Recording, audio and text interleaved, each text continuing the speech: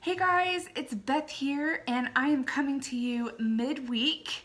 I just had some thoughts in my head that I wanted to get out to you, and I just needed to share them. I'm not sure that I will have time to go and do a week 2 recap until next week.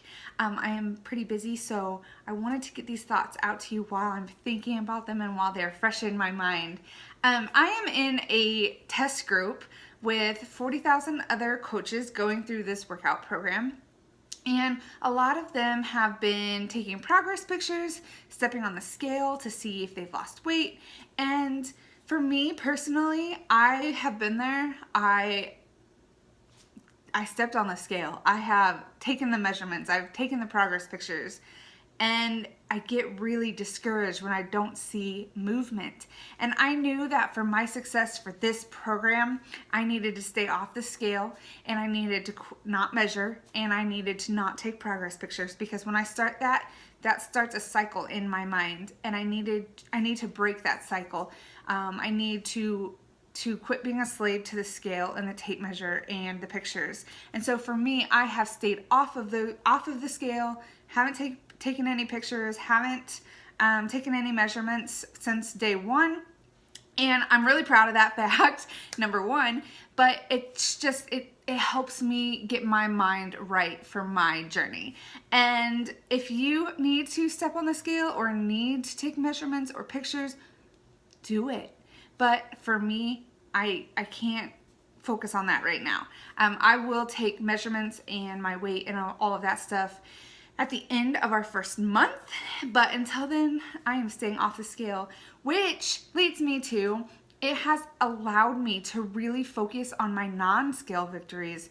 And I can tell you that I feel really fabulous physically, even adding in some of these foods that I hadn't been eating.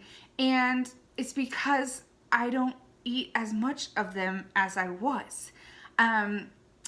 So I've been able to include some peanut butter and some bread, and I toast it up in the morning for my pre-workout, and I have been fine with that. And so that is a huge victory. My stomach doesn't hurt, so that is a win in my book. I've also been dealing with back pain. I had a back injury 9 years ago. In the last 2 years, I've been trying to find a chiropractor to help me, and I finally found one. But the last 2 years, I've been dealing with a lot of pain. And so to finally not have that pain, that's been another win in my book. And today, for the first time in a long time, I was able to squat with 10-pound weights in my hands. And I almost cried because I was so happy to be at that point that I could go up in my weights and not be hurting myself, because I've been listening to my body and it has been screaming at me for a long time. And so I would just use 3 and 5 pound dumbbells. But to be able to do most of my workout with 8-pound dumbbells and go up to 10s, this is just day 11. I am so excited for that. So if you struggle with the disappointment in not seeing the scale change, or disappointment of not seeing any changes the first week or two of a new program, stay off the scale. Don't take measurements, don't take pictures, because you really get to find the joy in those non-scale victories. I am elated that I had an amazing workout today, and I'm riding that high instead of worrying about, oh my gosh, did I lose a pound or 2 this week?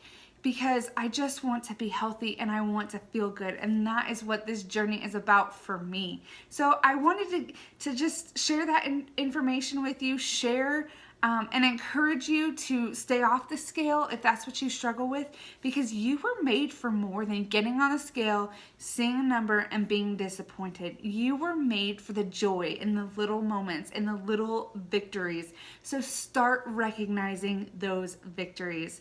All right, I will catch up with you and review week 2 next week. And until then, have a great week. Bye, guys.